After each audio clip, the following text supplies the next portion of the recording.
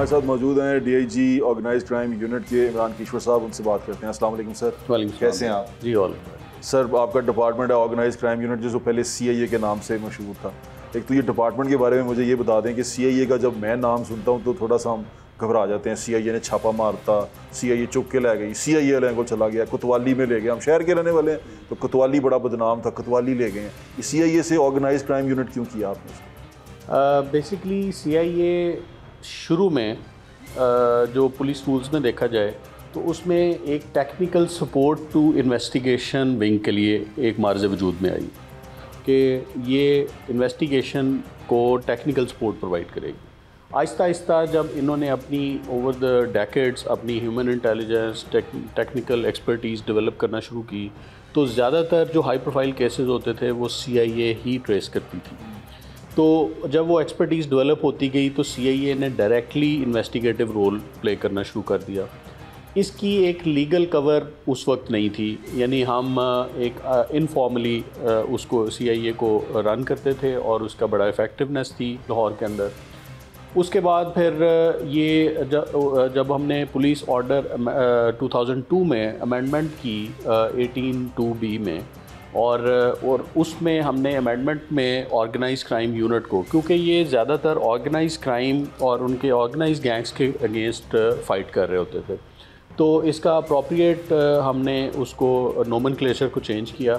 और ये जब ऑर्गेनाइज क्राइम यूनिट बनाया हमने एक पुलिस ऑर्डर अमेंडमेंट एक्ट के तहत, जो मैंने आपको जिक्र किया, तो उसमें फिर हमने इसका डाइवर्सिफाइड मैंडेट ड्रॉ किया, जिसमें हम जो ब्लाइंड मर्डर है, किडनैपिंग फॉर रैंसम है, रॉबरी, डकैती, vehicle snatching, vehicle theft, bike snatching, bike theft और नारकोटिक्स इन्वेस्टिगेशन यूनिट, ये सारे हमने हीनस जो प्रोफाइल के केसेस हैं वो सारे क्लब करके हमने ऑर्गेनाइज क्राइम यूनिट को दे दिया। एक आपने अभी ये नाम लिया किडनैपिंग फॉर रैंसम, इसका पहले कोई ख़ास जिक्र नहीं था। अब आपने इसका पूरा यूनिट बनाया हुआ है जिस जो लोग काम कर रहे हैं, और पाकिस्तान में अब ये स्पेशली हमारे सूबे में और हमारे शहर में ये बड़ी बढ़ती जा रही है। बच्चे उठा के ले जाते हैं, फिर बच्चों को सेल करते हैं, कुछ बच्चे चले जाते हैं, कुछ बच्चों को वो रख लेते हैं।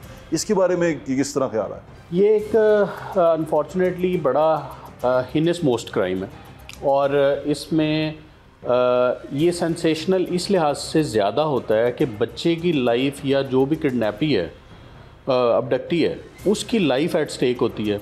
और सबसे इम्पॉर्टेंट डेलिकेसी इसकी ये है कि हम फ्री प्ले नहीं उसमें कर सकते। पुलिस को बड़ा केयरफुली ट्रेड करना पड़ता है। जैसे आप माइंस बिछी होती हैं फ़र्श पे और आप कोई अपना रखने के लिए कदम रखते हुए सोचते हैं कि माइन ब्लास्ट ना हो जाए, तो हमें होस्टेज या जो किडनैप्ड बच्चा है या बच्ची है या जो भी है उसकी लाइफ ज़्यादा अजीज़ होती है। तो इसलिए एक बड़ा ही सेंसेशनल क्राइम होता है और इसमें एक्सपर्टीज़ रिक्वायर्ड होती है हाईएस्ट लेवल की। इसलिए हमने यहाँ पे किडनैपिंग फॉर रैंसम, जो कि सिर्फ रैंसम के नहीं बल्कि किडनैपिंग के तमाम आलमोस्ट केसेस को जो हाई प्रोफाइल हैं, बच्चियाँ कई जो छोटी होती हैं वो घरों से वो गायब हो गई, किसी ने किडनैप कर ली, उसको भी हम डील करते हैं।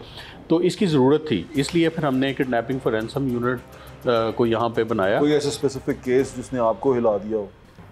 किडनैपिंग फॉर रैंसम यूनिट ने बड़े अच्छे परफॉर्म किए हैं। अभी रिसेंटली एक बच्चा जो है वो 10 साल का बच्चा है, ज़मान, जो मदरसे से वापस आ रहा था और घर की गली जिसमें उसका घर था उसके अंदर एक नामालूम गाड़ी आती है फेक नंबर प्लेट वाली और उस बच्चे को स्नैच करके छीन के किडनैप कर लेते हैं और ठीक 4-5 घंटे के बाद रैंसम की कॉल आ जाती है 3 करोड़ की कि 3 करोड़ पे दें और बच्चा ले जाएं। और फिर उसमें गाली गलोच होती है और वो एक बाहर का नंबर व्हाट्सएप का यूज़ करते हैं।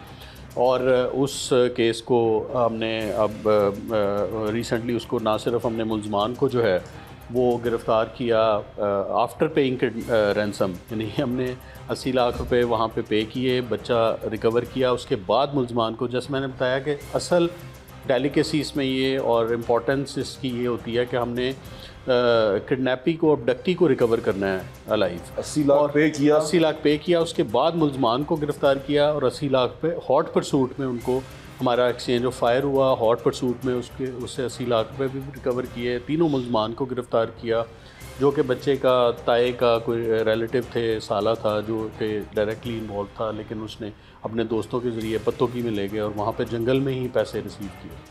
तो ये एक तो केस जब वो था निकला तो वो जो रिश्तेदार तो नहीं इसके- था? मैंने बताया कि इसके जो बच्चे का ताया है उसकी एक प्रॉबेबली खुफिया शादी थी और उसका एक साला था जो कि इसमें गैंग में इन्वॉल्व था। दूसरा इसके अलावा एक हमारा किडनैपिंग फॉर रैंसम यूनिट ने ही केस ट्रेस किया था, वो मेरा ख्याल में बहुत ही सेंसेशनल और बड़ा इम्पॉर्टेंट हमारे लिहाज से इसलिए था कि उसमें बच्चियों की लाइफ एट स्टेक थी। एक अनोनिमस लेटर हमें आया, मुझे मेरे ऑफिस में रिसीव हुआ, जिसमें एक इन्फॉर्मेशन मिली कि बच्चियों को फ़ेक निकाह पढ़ा के फ़ेसबुक के ज़रिए फ्रेंड बनाते हैं और बाद में प्रॉस्टिट्यूशन के लिए इस्तेमाल करते हैं। ये इन्फॉर्मेशन थी उसके अंदर। अब एक रॉ इन्फॉर्मेशन है, बिल्कुल वेग सी इन्फॉर्मेशन है, कोई मज़ीद नहीं। एक सिर्फ औरत का नाम उसमें मेंशन था कि मुमताज़ बीबी है जो कि इस कारोबार में मुलव्वस है। अब उसको ढूंढना और आगे से उसको ट्रेस करना बड़ा इंपॉर्टेंट। एक विक्टिम का नाम दिया गया था कि एक विक्टिम गुजरांवाला की है, और हमने विक्टिम का पता किया तो उन्होंने एक केस दर्ज कराया हुआ था और जो कि कोर्ट के अंदर 164 की स्टेटमेंट, जिसको कहते हैं कन्फेशनल स्टेटमेंट, कि बच्ची खुद रिकॉर्ड कराती है कि जी मुझे किसी ने किडनैप नहीं किया, वो रिकॉर्ड हुई कोर्ट में और पर्चा खारिज हो गया। खारिज होने के बाद आप नॉर्मली यू लूज़ होप कि यार ये तो बिल्कुल फ़ेक इन्फॉर्मेशन है, इसका तो कोई वजूद नहीं है, ऐसे ये बच्ची का वो पर्चे खारिज हो चुका हुआ है तो उसका अब क्या करना। But we did not quit. हमने कहा कि हो सकता है कोई इन्फॉर्मेशन सही हो, मुमताज़ बीबी को ढूंढें। वो मुमताज़ बीबी को ढूंढते हमारी टीम जो किडनैपिंग फॉर रैंसम की टीम है, बल्कि मैं आई वुड से कि आप उस टीम के साथ एसोसिएट भी हों और देखें पेनिट्रेट करके हमारी यूनिट्स के अंदर जो अंजुम तौकीर डीएसपी हैं उनकी टीम के अंदर आप कुछ देर काम करें और आपको पता लगे कि किस तरह से वो पेनिट्रेट करके क्रिमिनल सिंडिकेट्स के अंदर और जो छोटी छोटी एविडेंसेस होती हैं उनको इकट्ठा करते हैं और उसके बाद फिर पूरे गैंग को बस्ट करते हैं, तो बड़ा अच्छा एक्सपीरियंस होगा। और वैसे भी आप हाँ भाई आप देखिएगा कि ये जो सिटीजन्स की सपोर्ट है ये कानून के अंदर दी हुई है, पुलिस रूल्स के अंदर है। और क्राइम कंट्रोल, आप you will be surprise to know, मैं वैसे एक ज़िम्नन बात कर रहा हूँ कि crime control is the prime responsibility of the citizens. ये पुलिस रूल्स के अंदर लिखा हुआ है। ये पुलिस की रिस्पॉन्सिबिलिटी बाद में आती है, सिटीजन्स की पहले आती है। बिल्कुल ऐसी है, तो हमारे टीम में भी ऐसी है। हाँ, तो हर शख्स की अपनी रिस्पॉन्सिबिलिटी है। अगर आपके सामने कोई क्राइम कर रहे हैं आप उसको रोकें, बुराई को हाथ से रोकें। अगर वो ताकत नहीं है तो फिर उसके बाद दिल से और फिर जुबान से रोकें और दिल से रोकना कमज़ोर तरीन। तो ये वाला जब केस आया तो उसमें जब हमने मुमताज़ बीबी को ढूंढना शुरू किया तो हमें पता चला कि एक निकाह खां है और वो निकाह खां जो है वो कोई 150 से ज़्यादा निकाह पढ़ा चुका हुआ है। 150 से ज़्यादा निकाह पढ़ा चुका हुआ है, यानी कि वो निकाह ज़्यादातर फ़ेक निकाहों के लिए इस्तेमाल किया जाता था। वो निकाह उसको भी हमने खैर पकड़ लिया बाद में। तो वो बच्ची फेसबुक पे या इंस्टा में या किसी और सोशल मीडिया प्लेटफॉर्म के ज़रिए वो फ्रेंडशिप करती है और यानी उसको ट्रैप किया जाता है और उसको वो लड़का जो है वो अपनी मर्ज़ी से लड़की अपना घर छोड़ देती है, जिसको हम कहते हैं एलोपमेंट हो गई है। वो जब छोड़ के आ जाती है तो एक वो लड़का कहता है कि मेरे पास ठहरने की कोई जगह नहीं है, ये मेरी खाला का घर है, आप इसमें ठहरें और जब मुझे कोई ठहरने का बंदोबस्त होगा तो फिर हम वहाँ पे शिफ्ट कर जाएंगे, तो 3-4 दिन आप इधर ठहरो। वो खाला भी उसका काफ़ी ख्याल करती है। वो खाला एक्चुअली मुमताज़ बीबी थी। तो वो जो थी वो उस वक्त तक बच्ची का पूरा आओ भगत करते हैं जब तक उसका 164 का कोर्ट का स्टेटमेंट रिकॉर्ड नहीं हो जाता। निकाह फ़ेक जो है वो बना के वो रजिस्टर कर लेते हैं, लड़की को कोई उसकी कॉपी नहीं मिलती। उसके बाद फिर उस बच्ची को 3-4 दिन के बाद जब लीगल मैटर सेटल हो जाते हैं तो उसको एक फैसलाबाद में एक अननोन प्लेस है, वहाँ पे प्रोस्टिट्यूशन डन है, वहाँ पे भेज दिया जाता है। और उनके अगेंस्ट हर बच्ची के बदले में वो कोई 50,000 रुपये उसके अकाउंट में आना शुरू हो जाते हैं वीकली, मुमताज़ बीबी के अकाउंट में। और वो यानी कि बच्चियाँ फ़रोख्त करती है एक किस्म की। और बच्ची के वालिदैन इसमें एग्री ये है कि बच्ची के वालिदैन ये समझते हैं कि ये जो बच्ची है ये अपनी मर्ज़ी से शादी कर ली है, इसने कोर्ट में भी हमारे ख़िलाफ़ स्टेटमेंट दे दी और भाग गई है, तो लिहाजा जो है वो हमारे लिए मर गई है, वालिदैन के लिए मर गई है।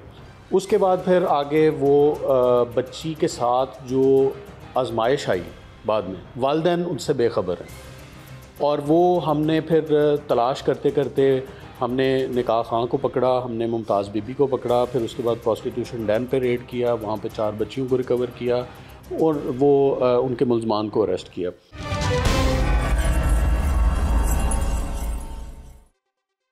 इसमें तो काफ़ी सारे बच्चे भी आपने मुझे बताया दरबार से जो बच्चे पकड़े। जी, वो एक केस है जिसमें हमारी सोसाइटी का देखें एक ऐसा एस्पेक्ट है जिसमें मेरा ख़्याल में बच्चों की जो वल्नरेबिलिटी है वो बड़ी चैलेंज्ड है, कॉम्प्रोमाइज्ड है। ये एक स्कैंडल हमने बस्ट किया था जिसमें दरबार और शराइन्स के बाहर जो सराय होती हैं, जिसमें मुसाफिर दूर से आया और वहाँ पे ठहरा है, रात को 4 पहियाँ रेंट पे ले ली तो और वहाँ पे रहता है। वहाँ पे बच्चों को जो कि कमसिन बच्चे हैं उनको 500 रुपये से लेकर 1500 रुपये में पर नाइट सॉडमाइज़ करने के लिए बेचा जाता है, बदफेली के लिए। और वो बच्चे जो है वो वहाँ पे मिसयूज़ होते थे और उनके अगेंस्ट सराय के मालकान पैसे ले लेते थे। हमने इन पे डिकॉय ऑपरेशन किया पूरा, जैसे वो भी आप ज़रूर कीजिएगा। ज़रूर आप जाके देखिएगा और सारा ये हमारी टीम की फंक्शनिंग जो है वो देखें। उसमें हमने बस्ट किया ये गैंग, जिसमें हमने वो बच्चे भी रिकवर किए, साथ उनके मुल्ज़मान भी अरेस्ट किए और फिर सराय के मालकान के ख़िलाफ़ भी कार्रवाई की और फिर स्वीपिंग ऑपरेशन किया। पूरी सराय जितनी भी थी सारी हमने एक दफ़ा इंटेलिजेंस गैदरिंग उसकी की कि कौन कौन सी जिन्होंने कार्रवाई। किडनैपिंग फॉर रैंसम है, ये यूनिट कब बनाया आपने?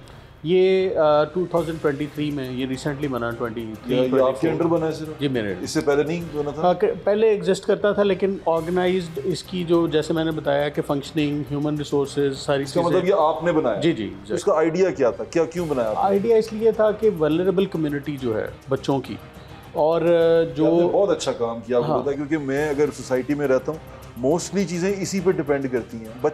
बच्चियाँ स्पेशली छोटी उम्र के, जो आपने बताया कि बच्ची सोशल मीडिया से चली गई, ये बिल्कुल है और सोसाइटी में हो रहा है। जी। और अगर हम इसे हाईलाइट नहीं करेंगे और आप इसे उन लोगों को पकड़ेंगे नहीं तो वो बेचारे पहले कितने इस तरह के चले गए और भी चले जाएंगे। मैंने आपको बताया जोहेब भाई कि ये आपकी यानी वालिदैन के लिए भी बच्चियाँ अगर वो ख़त्म हो गई हैं और उनसे वो है नहीं, कम्युनिकेशन में नहीं आए और उनको पता नहीं है कि उनके साथ क्या हो रहा है, तो वो एक बड़ी ट्रेजेडी है। जब उनको पता चला कि एक्चुअली 3 साल उस बच्ची के साथ क्या होता रहा या बाकी बच्चियों के साथ क्या होता रहा, उनको सिर्फ खाना पीना दिया जाता था और कपड़े दिए जाते थे और कुछ नहीं होता था, तो इतनी इस्तेसाल जो है वो सोसाइटी में है। तो इसके लिए बड़ा इंपॉर्टेंट है, देखें एक हमारा रोल है कि हम परसीव करें कि सोसाइटी के अंदर अगर कोई आपको पता लगता है कि एक क्राइम हो रहा है और होने वाला है, या इस तरह इसका एक ऑर्गेनाइज गैंग डेवलप हो रहा है, तो हमारा काम है as an organize crime unit उसको फाइट कर। बिल्कुल सही बात कह रहे हैं आप। लाहौर शहर की अगर स्पेसिफिकली बात करें,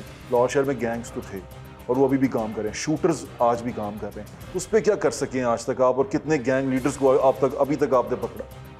लाहौर के अंदर हमने एक इस तरह के जो एक्सटॉर्शन माफिया था और जो बाकी शूटर्स जिनको कहते थे कि बहुत बाहर बैठे हैं और शूटर्स यहाँ पे मौजूद हैं, कई मैं नाम ले सकता हूँ आपके सामने, जिस तरह अवैस सीमे कबाब मशहूर था, लाला शबाज मशहूर था, रफ्ताल कुन्नू था, इस तरह के लोग जी, जिसमें ये तीफ़ी और इनकी कौम भी वो काउंट करते थे लोग। उसमें हमने तमाम शूटर्स नेटवर्क को उनकी डेंस के अंदर जाके हिट किया।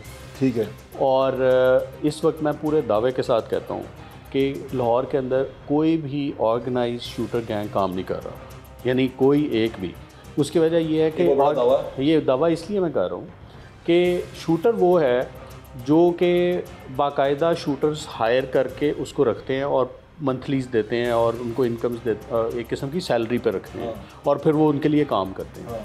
ऐसा इसलिए नहीं है कि हमने तमाम शूटर्स जो एलिमिनेट हुए और जो इस तरह के पुलिस कॉन्फ्रंटेशन के अंदर भी मारे गए और उनको we force them to run, और ये नेटवर्क को ब्रेक करना बड़ा मुश्किल काम होता है क्योंकि ये पुलिस को चैलेंज करते हैं। हमारे अपनी 4 पुलिस ऑफिसर्स की जानें इसमें गई, ठीक है, और उसमें हमने उनको उसके बावजूद फॉलो किया। अभी रिसेंटली एक पुलिस कांस्टेबल जो सांदा के अंदर एक मुरातब जट साहब भी वहाँ शादिर में, मुरातब का एक और वाक़या है, उससे पहले फसी और बंटी 2 शूटर्स थे जो कि हमारे कांस्टेबल को सांदा में, अरशद कांस्टेबल को शहीद किया उन्होंने।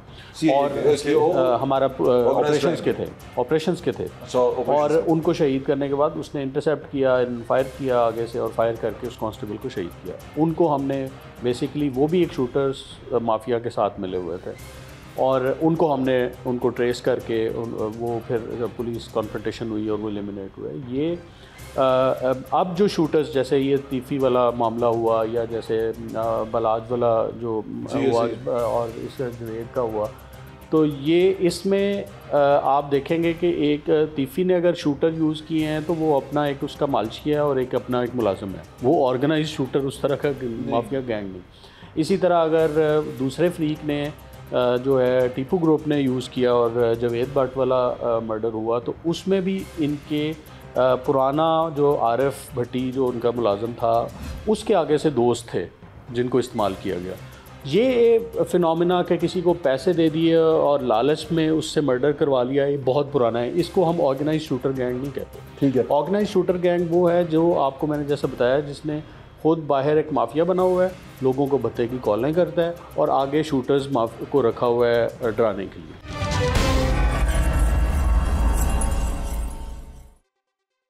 ठीक है। अच्छा, अभी आपने ये केस की बात की है, इस केस के अंदर जो स्पेशली बलाज वाले केस के अंदर आपने जिस तरह काम किया और वो जिस तरह लोगों को आप पकड़े हैं, प्रेशर नहीं है आपके ऊपर या डिपार्टमेंट के अंदर से प्रेशर नहीं है? अभी आपने एक उनका भतीजा भी मेरे ख्याल से पकड़ा, भतीजा बिलावल है, वो बाहर से अपने लेके आए, उसको रेड वारंट से पकड़ के लेके आए।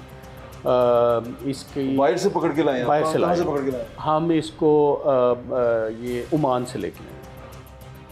हम ओमान, हमारी टीम यहाँ से गई, हमारी टीम गई और वहाँ से लेके आई ओमान से। और ये सस्पेक्ट मुकम्मल, ये बिल्कुल 100% इन्वॉल्व था। ये शूटर्स को लेके जाने वाला, वहाँ पे स्पेयर इसने अपनी पिस्टल्स भी अरेंज की हुई थी और वहाँ पे उनको एग्जीक्यूट करने में इसने सुपरवाइज़ करना था, उनको वापस भी लेके आना था। ये इसका रोल था, वो सारा हमने वो डिटरमिन किया हुआ था।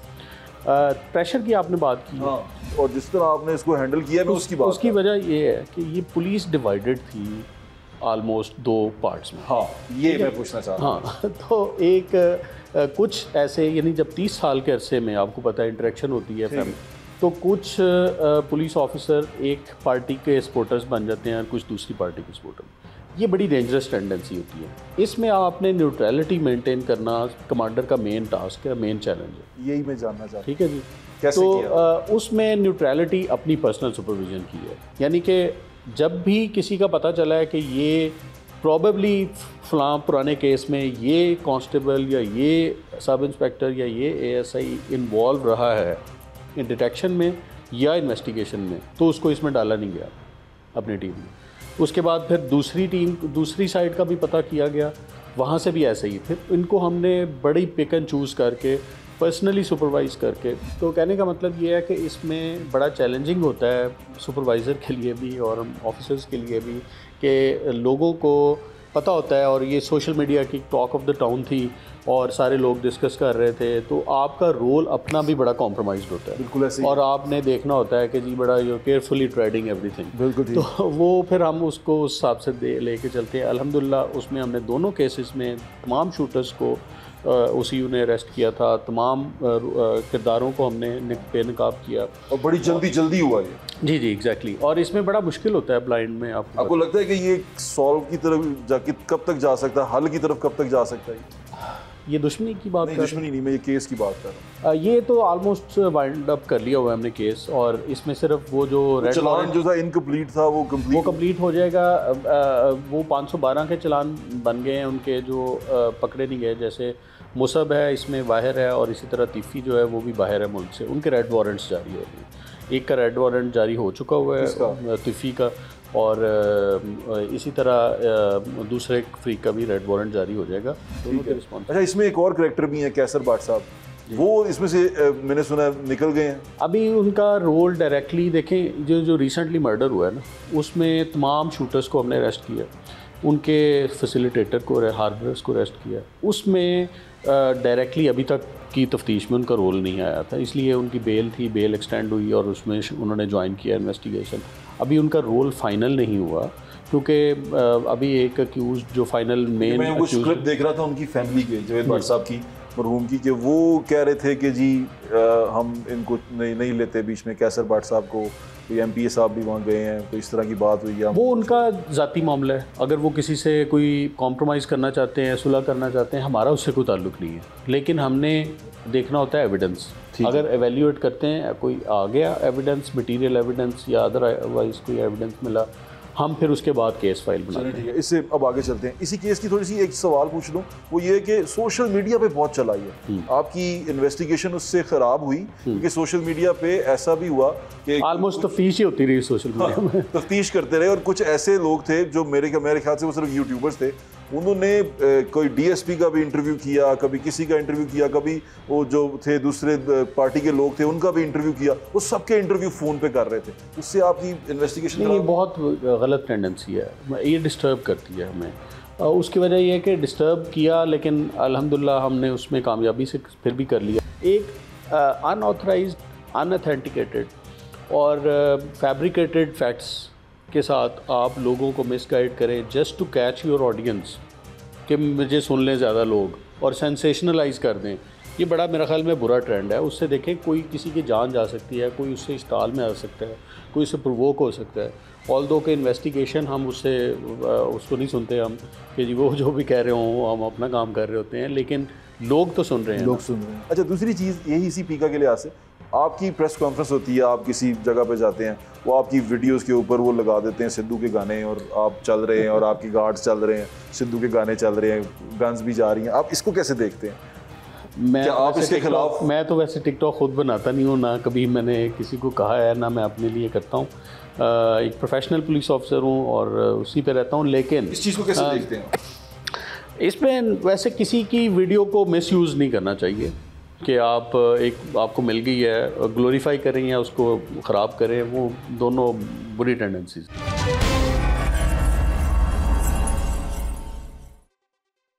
पीका के ऊपर भी एक सवाल जिनसे आया कि पीका में एक वो बेचारे की शादी हुई, बंदे की नोट शोट लुटाए गए, फिर वो एक बंदा जो उनसे आया, उन्होंने कुछ यूट्यूबर्स ने, मैं नाम नहीं ले रहा इनके, वो ऐसी वो भी हाईलाइट हो जाती है ना चीज़, कि इन लोगों ने फिर कोई कोर्सेज बनाए, कोर्स के ऊपर एक बंदे ने आके बताया कि ये कोर्स गलत बना रहे हैं, उस बंदे को पकड़ने के लिए एक CIA पहुंच गई और उसने वीडियोस दिखाई अपनी कि इतने डाले आए, इतने लोग आए, मारा पीटा गया और मेरे बाप को करंट लगाया गया और ये हुआ। क्या किया आपने ये सारा कुछ? ये मेरा ख्याल में आप वो यूट्यूबर्स की लड़ाई, हमारा उससे कोई ताल्लुक़ नहीं है। उसकी वजह ये है कि एक मेरा ख्याल में उसमें साइबर क्राइम की FIR हुई है और पीका एक्ट भी उसमें लगा हुआ है। वो उस FIR में उसका नोटिस सर्व किया होगा उन्होंने, कि जी ये नोटिस सर्व करने गए। उसके बाद जितना भी हुआ वो सारा सोशल मीडिया का एक ड्रामा था आपस में।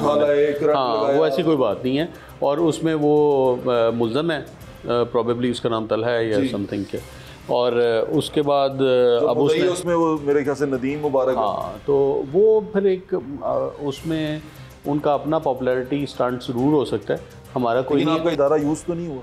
नहीं, हमारा देखें, हमें टेक्निकल सपोर्ट, हम जैसे आपको मैंने शुरू में बताया कि हम टेक्निकल असिस्टेंस देते हैं, केस कोई भी ट्रेस करने के लिए हमें हेल्प करे, यानी हम हमारी हेल्प चाहते हैं, इन्वेस्टिगेशन, ऑपरेशन हम खुद से तफ्तीश कर रहे हैं, तो असिस्टेंस कोई भी हमसे मांग सकता है और वो हम देते हैं।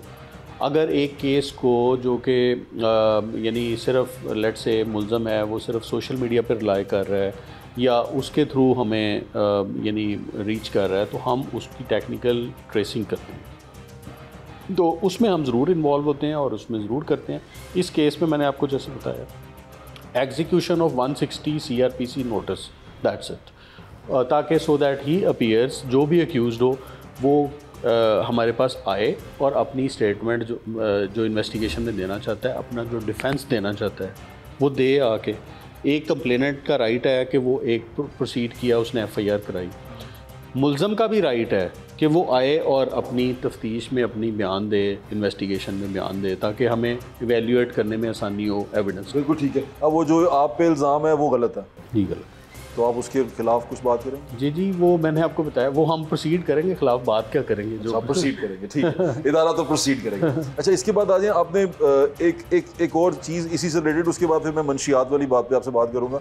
वो ये है कि कुछ गाँव के इलाके, जैसे ये लखोडैर की तरफ या डयाल गाँव की तरफ, वहाँ एक बड़ा केस हुआ, वो केस हम तक भी पहुँचा कि CIA के लोग गए, उनसे भत्ता मांगा, वहाँ लड़ाई हुई और बड़ा गांव पूरा का पूरा बाहर आ गया। CIA के लोग क्यों गए, भत्ता क्यों मांगा और लोगों को क्यों उठाया? इसमें आप अगर उस वाक़े की तरफ इशारा कर रहे हैं जिसमें, हाँ बिल्कुल, एक रेड हुआ और उसमें ये हमारे CIA के जो ASI था और एक प्रॉबेबली हेड कांस्टेबल था, ये विदाउट माई परमिशन रेड हुआ था, ठीक है जी।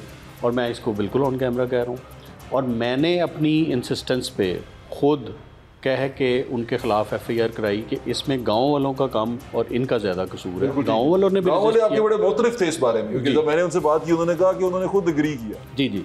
और उसमें गांव की अगर वो देखें, एक इन्फॉर्मेशन मिलती है, हमारे सबॉर्डिनेट्स जो हैं उनका ये फ़र्ज़ है कि अगर आपको कोई नारकोटिक्स की इन्फॉर्मेशन मिलती है तो आप अपने सीनियर्स के साथ पहले शेयर करते हैं और परमिशन लेते हैं। आपने शहर से बाहर रेड करना है, आपने किसी जगह पे रेड करना है, आपके साथ SOPs हैं, आपको पूरे आपने उसका ख्याल करना है, उसके मुताबिक रेड करना है। अगर आप ट्रांसग्रेस करेंगे, अपनी वॉयलेट करेंगे SOPs, तो हम उसके ख़िलाफ़ प्रोसीड करेंगे। मैंने उन दोनों एहलकारों के ख़िलाफ़ उनके प्रोसीड किया, उनके FIR दर्ज कराई और आगे फिर उन्हीं का मामला था। आपस में अगर वो कॉम्प्रोमाइज़ करना चाहते हैं तो वो कंप्लेनेंट पे डिपेंड करता है, हमारा उससे कोई ताल्लुक़ नहीं है। हाँ, ये ज़रूर है कि मुनशियात के लिए अगर गए थे तो जेन्युइन इंटेंट नज़र आनी चाहिए कि ये मुनशियात के लिए हम गए थे। हम इस अकाउंटेबिलिटी पे बिलीव करते हैं कि अगर आपने मुनशियात पकड़नी है तो हमें पता होना चाहिए कि फ़लाँ जगह से आपने मुनशियात पकड़नी है, तो हम आपको सपोर्ट करेंगे क्योंकि मुनशियात के ख़िलाफ़ हम उसमें जिहाद कर रहे हैं। लेकिन अगर मतलब आप सेल्फ अकाउंटेबिलिटी पे यकीन रखते हैं कि इनको ज़रूर काउंट करना चाहिए, और अगर आपके इदारे के किसी बंदे के खिलाफ किसी के पास कोई इन्फॉर्मेशन है तो वो आप तक ज़रूर शेयर करें। बिल्कुल, मैं ओपन कह रहा हूँ, मेरे इदारे के ख़िलाफ़ कोई भी इन्फॉर्मेशन है, कोई इस किस्म की एक्सप्लॉयटेशन है तो आप ज़रूर बताएं, इसी के लिए बैठे। अच्छा, अब अगला केस, वो केस जो आप और मैं एक दफ़ा डिस्कस भी कर चुके हैं, आपने जॉर्डन नाम का एक बंदा पकड़ा, एक बहुत बड़ा रैकेट पकड़ा, उसके बाद एक और स्पीडी ड्रग गैंग पकड़ा है, वो भी स्पीडी, उसमें बल्कि 14 साल सज़ा भी हो चुकी है उनको। अच्छा, ये जॉर्डन का गैंग का जॉर्डन साहब खुद पकड़े गए?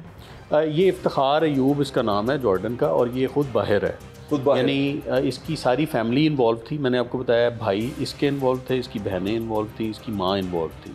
सारे के सारे अरेस्टेड हैं, सारे जेल में, सबकी ज़मानतें खारिज हो चुकी हुई हैं और हाई कोर्ट से भी खारिज हो चुकी हुई हैं, और ये जो खुद है वो इश्तिहारी हो चुका हुआ है। आप पे भी मैंने सुना कि कह रहे थे कि ये हमारे AC ले गए, हमारा वो ले गए, इस तरह का कुछ किया उन्होंने? नहीं, ये अगर था एक प्रॉपर, इसकी 2 DIGs ने इंक्वायरी की, एवरीथिंग प्रूव्ड फॉल्स, अनसब्सटेंशिएटेड। ऐसा हुआ था? इन्होंने एप्लीकेशन अपनी फैमिली, ये बेसिकली करते हैं। देखें, 12 साल से तो पकड़े नहीं गए थे, पहली दफ़ा जब पकड़े गए हैं और जब इनकी ज़मानतें खारिज हुई हैं तो फिर ये इन हथकंडों पे आ गए कि पुलिस पे इल्ज़ाम लगाएंगे, मड स्लिंगिंग करेंगे तो हमारी कोई आसानी हो जाएगी।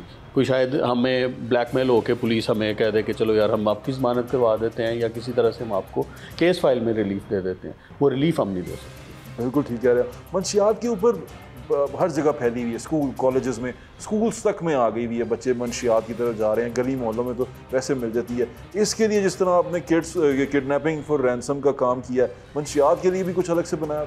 नारकोटिक्स इन्वेस्टिगेशन यूनिट है, वो हमने बनाया हुआ है, जिसमें ऑल्दो बड़ी थोड़ी सी फोर्स है हमारी, कोई 14-15 अफराद 16 अफराद तो मुश्किल है। ये लोग बड़े वो थाने every police station is mandated and duty bound to proceed against them, every police station, and it is already doing।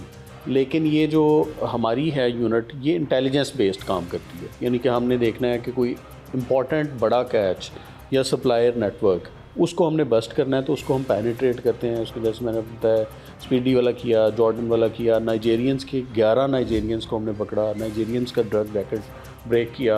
ये जो पेट के अंदर लेके आ जाते थे और एक बंदा उसमें फौत भी हो गया, तो वो मैं इस केस में भी आपके साथ काम करना चाहूँगा। जी ज़रूर नाइजेरियंस का ज़रूर करें। आपको मैं नारकोटिक्स इन्वेस्टिगेशन यूनिट में आपको इनकॉर्पोरेट करेंगे और फिर आप देखिए कि कैसे हम पेनिट्रेट करते हैं, इंटरनेशनल भी और नेशनल ड्रग रैकेट दोनों को हम पकड़ते हैं। मेरा अभी आज का ये आइडिया ये था, हम ये करना चाह रहे थे, जो मैं आपसे भी दरख्वास्त की, आई साहब से भी दरख्वास्त की इसी बात की, कि हम आपकी working as an independent observer देखना चाहते हैं आपके मुख्तलिफ केसेस के अंदर, तो हमें आपकी इजाज़त भी यही चाहिए कि प्लेयर बिल्कुल, मैं आई इनकॉर्पोरेट यू और अपनी टीम्स को भी डायरेक्शन देता हूँ कि इसमें आप हमारे साथ डिकॉय ऑपरेशंस भी करें, हमारे वर्किंग भी देखें, हमारी डिटेक्टिव टेक्निक्स भी देखें, और ख़ुद भी करें, ताकि आपको अंदाज़ा हो कि अब जो है हम कैसे काम कर रहे हैं। जी, आपके वक्त का बहुत बहुत शुक्रिया इमरान की साहब, thank you so much. Thank you.